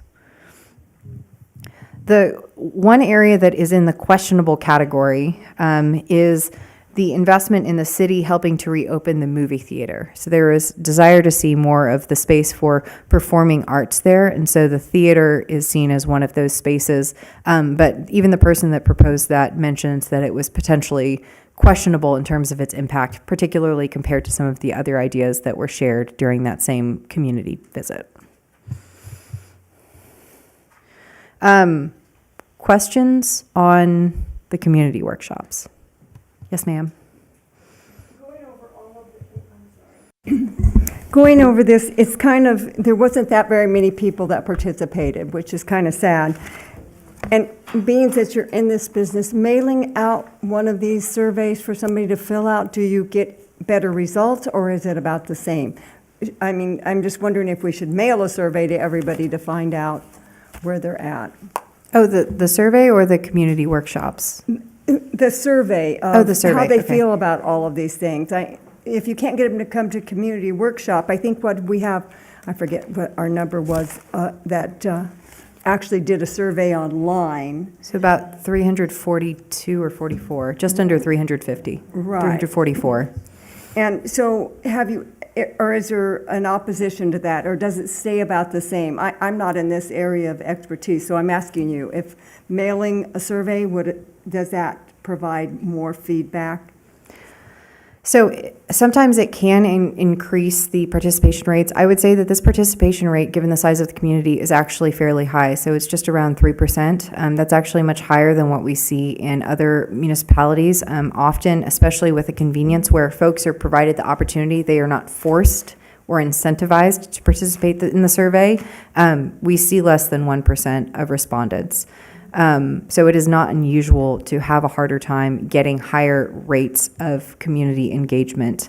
Often folks tend to show up a little bit more when they are upset about something. Unfortunately, it's harder to get folks to show up to want to celebrate the good things and to participate in visioning, although that's very energizing for some people. And so the fact that folks showed up in smaller numbers but also had very rich conversations means that I think that the people who wanted to participate had an opportunity to do so. But again, the survey response rate, especially for a town that is just under 15,000 people, was very high. Again, our most recent municipal survey with a much larger community was, I think, less than 0.5% in participation.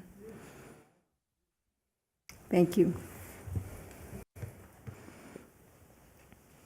Other questions?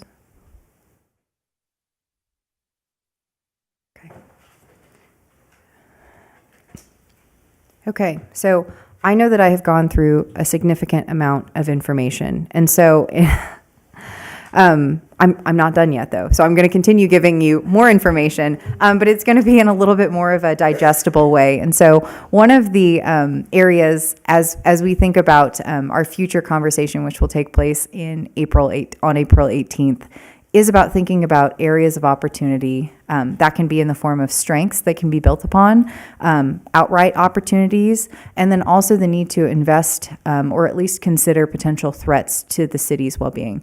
We've mentioned that throughout as we've reported out on the interviews and on the focus groups, as well as some of the discussions of issues to consider that even came up through the community workshop. This is another level or lens of a SWOT analysis. And this is the beginnings of the SWOT analysis that we wanted to share as a way of digesting all of this information and thinking of it with a little bit more data added to it.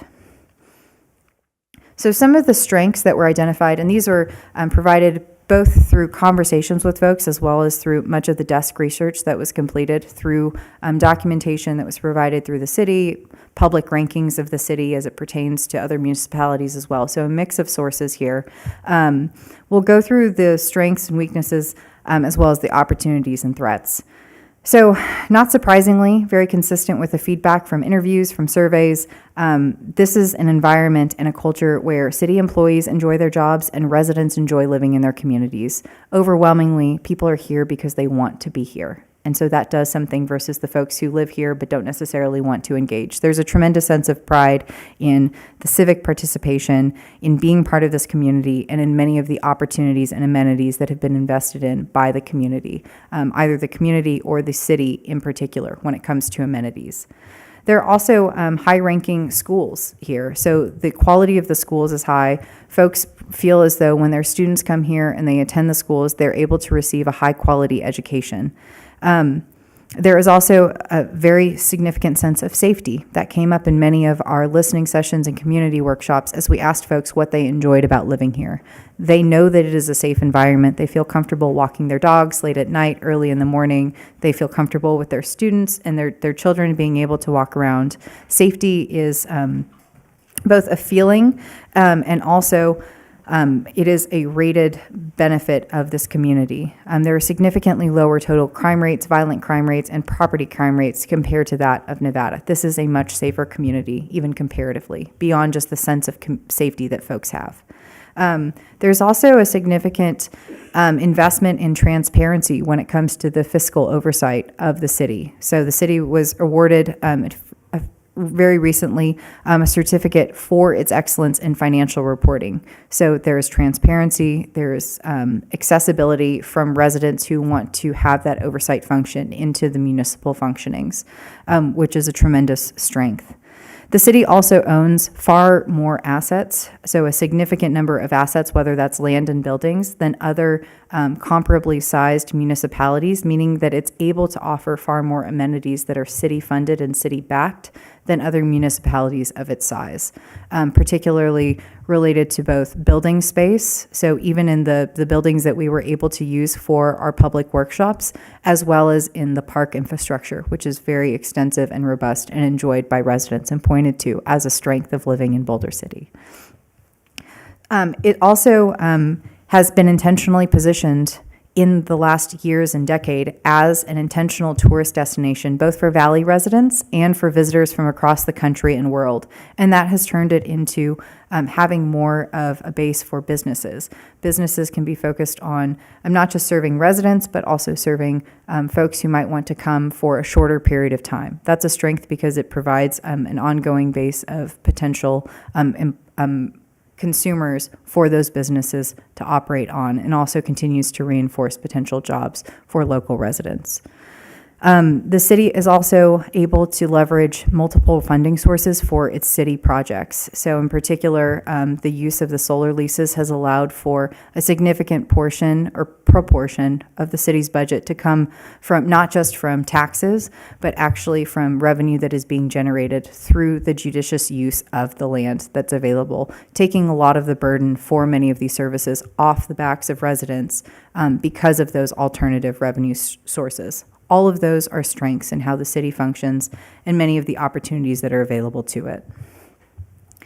As we think about some of the weaknesses, though, I always like to think of, I will be very frank and say that oftentimes when I try to characterize things as weaknesses versus opportunities, I get stuck because maybe this is the internal optimist in me. I think of most weaknesses as opportunities if they're reframed. But for the sake of this discussion, I will include some discussion of weaknesses before we get to the opportunities section. There is a high cost of living here. Certainly there's a high cost of living that has been increasing rapidly over the last 2 years, not just in Boulder City, not just in Nevada, but really nationwide. We all know this is the truth and a lived experience of our residents. However, the cost of living in Boulder City is higher even than surrounding areas, particularly related to housing costs. And so it is a challenge to invest or access affordable housing in Boulder City proper. In addition to the overall cost of living and also the increases in the general cost of housing, there is a lack of ADA accessibility in many of the public facilities throughout the city. So while the city's population skews a little bit older, not all areas of the city are necessarily fully accessible to those who might have ADA needs.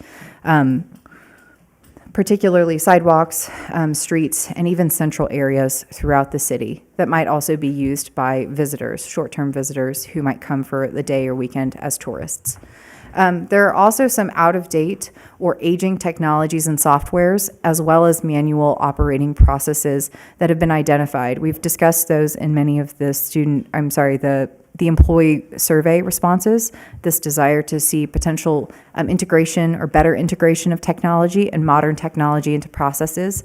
But that is an area that both stymies the ability of workers in the city in being their most efficient, and also can be very frustrating for those folks who are interacting with the city and perhaps expecting to have more insight into the processes and the step-by-step nature of some of these processes that they might receive in other municipalities, even in the surrounding area.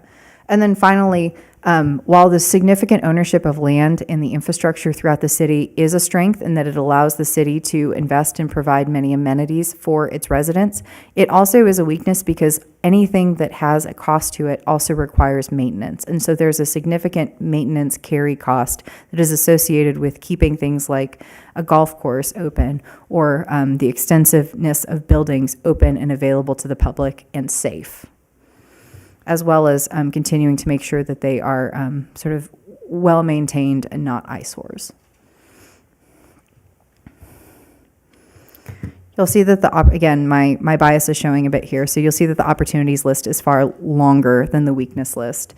When we think about potential opportunities or investments for the city, that ranges from everything from electric infrastructure investment and more broadly, I would say utility infrastructure investment, continuing to make sure that these are in line with best practices and also the efficient but also cost-effective, given that one of the benefits of living here is the city-owned utilities. Other opportunities include facilitation or prioritization of additional and more diverse housing options, particularly related to prioritizing affordable senior housing for the population. We know that this population tends to be a bit older in age, and so making sure that there's accessibility there.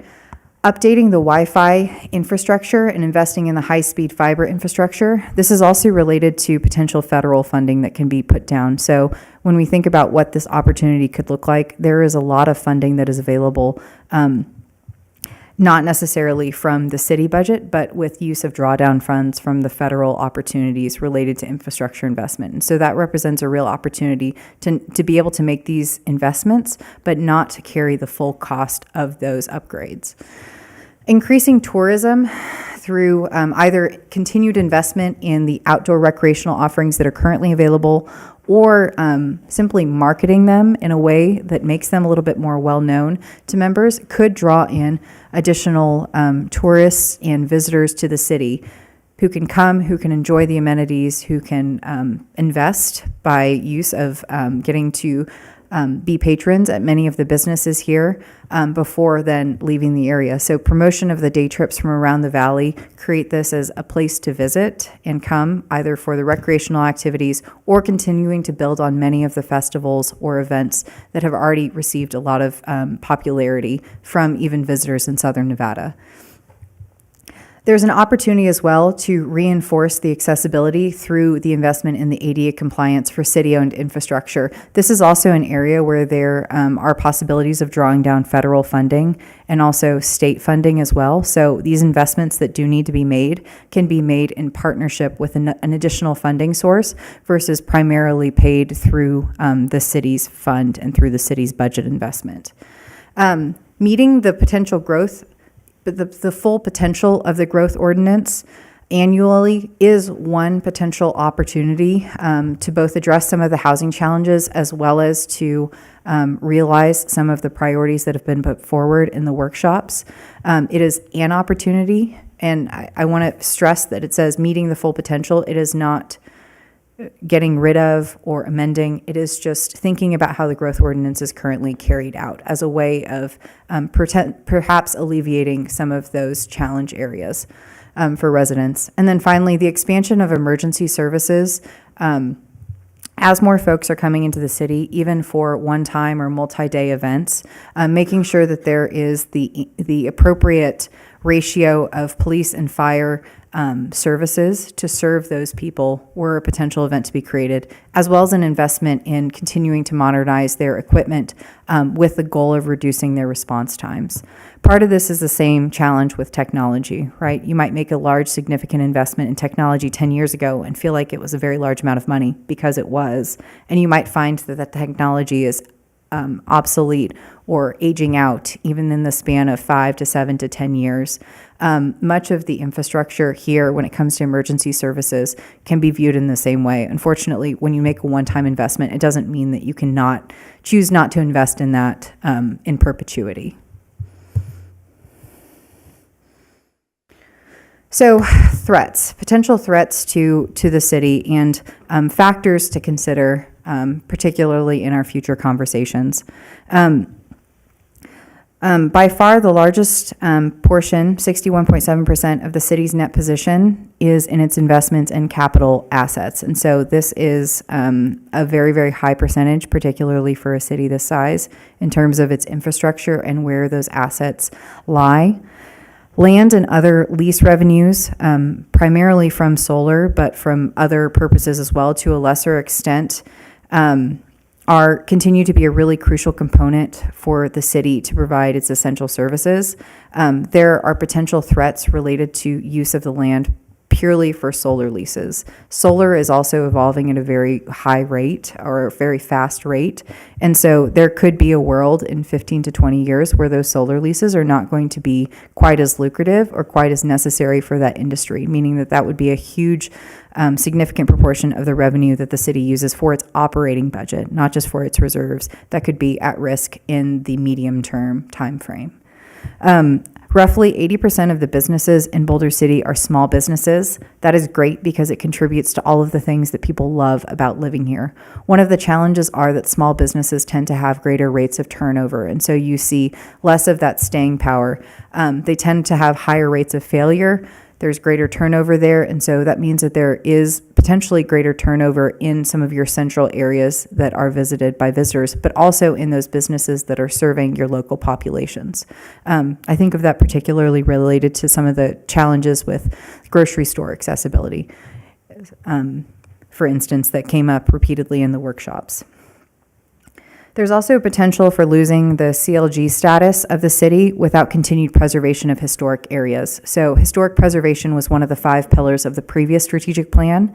It's also an area of interest and priority for many residents in the city, not just because of the sort of quaint charm that it protects, but also because there's a revenue generation or an economic incentive attached to maintaining those historic areas. And so if historic preservation does not continue to be a priority, there is the potential risk of losing that status and those incentives that are associated with that without the intentional maintenance.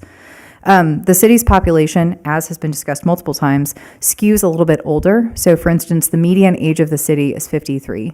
It means that there are larger proportions of folks who are not necessarily working, or who, if they are working, are at the tail end of their careers.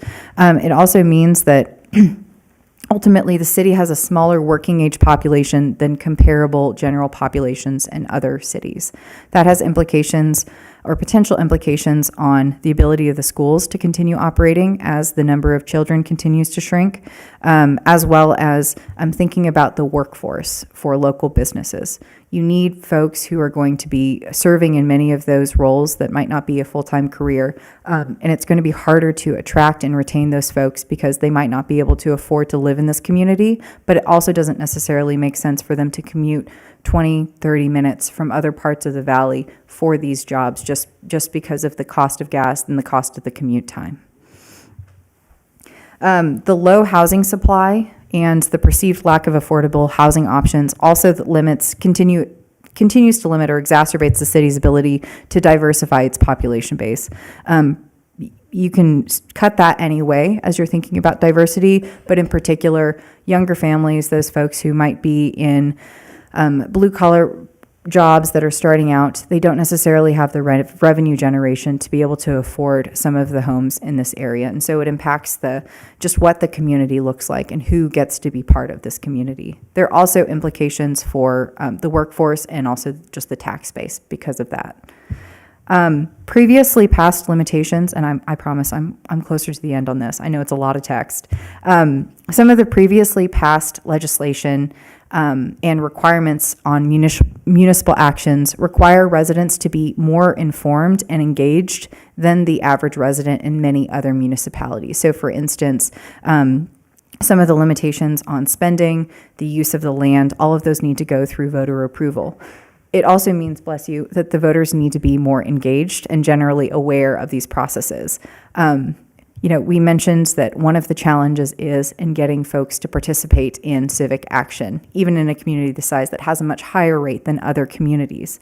So one of these challenges is that in order to move things through, particularly larger investments, there also needs to be an investment in education of voters. That's not necessarily a bad or good thing, but it is a threat because it means that there might need to be a little bit more of a time investment for anything that you want to get passed on a larger scale. And then finally, this is related partially to the city's ability to diversify. The city does tend to be a little bit more Caucasian. So 88.2% of the population is white alone, compared to Nevada's all white alone population of 72%. So it skews a little bit older, it skews a little bit whiter. So in terms of diversity of experiences, perspectives in the city, it tends to be a little bit more homogenous than other populations. I'm going to pause there and take a breath. Are there questions?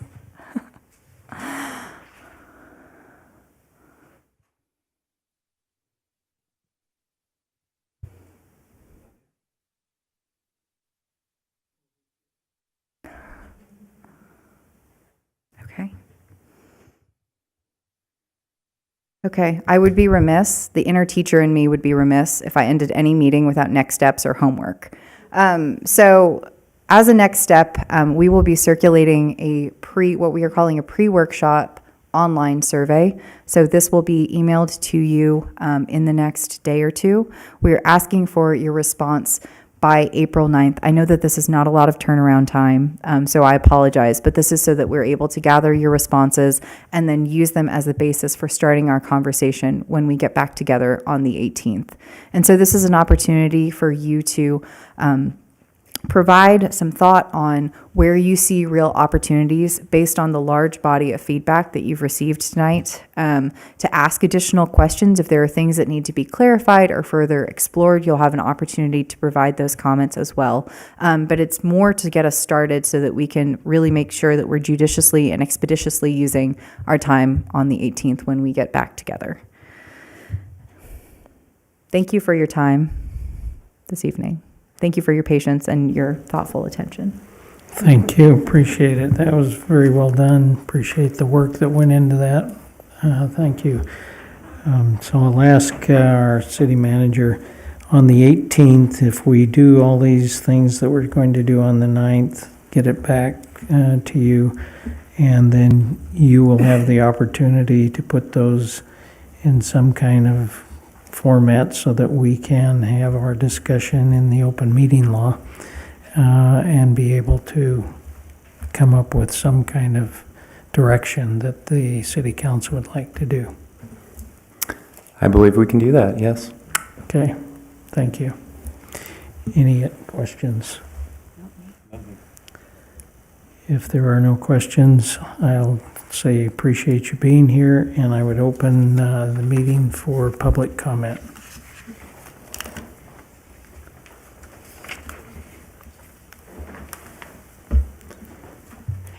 I'll be short. Barbara Paulson speaking on behalf of the Boulder City Cluster of Nevadans for the Common Good. We appreciate the work done by Emergent Method and the city to involve its residents and community entities in the development of the new strategic plan. So we thank you for that opportunity to participate. Nevadans for the Common Good is glad to see that the Community Resource Liaison position was referenced several times during the community sessions. You know, this is a position that's very near and dear to our hearts.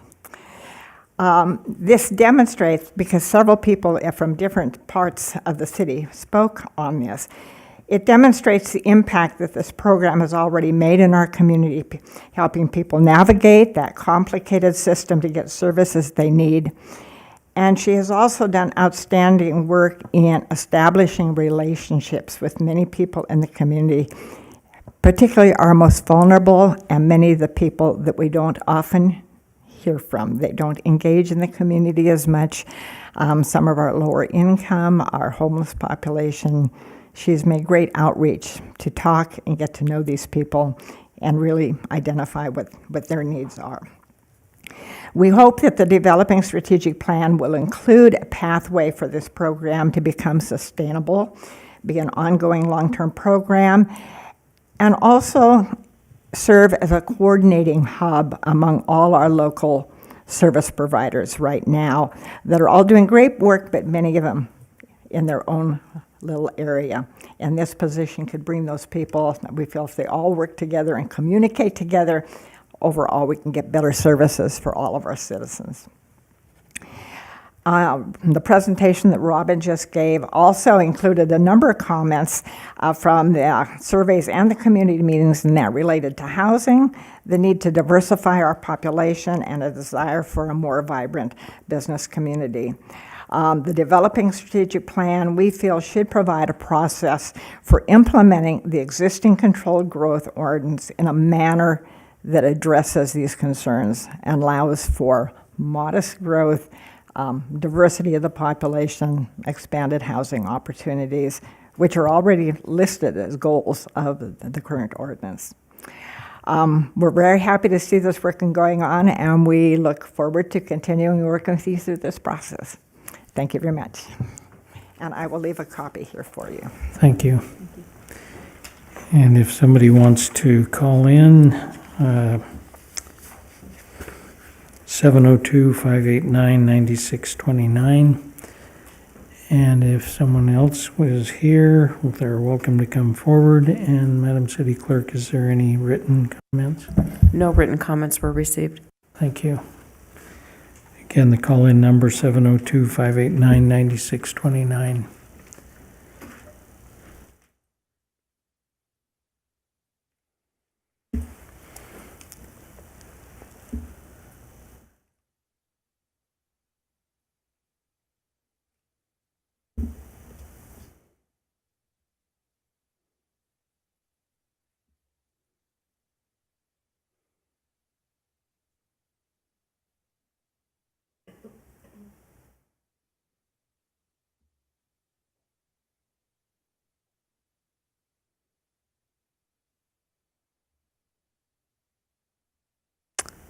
We will close the public comment, and this meeting is adjourned. Thank you. Thank you, everyone.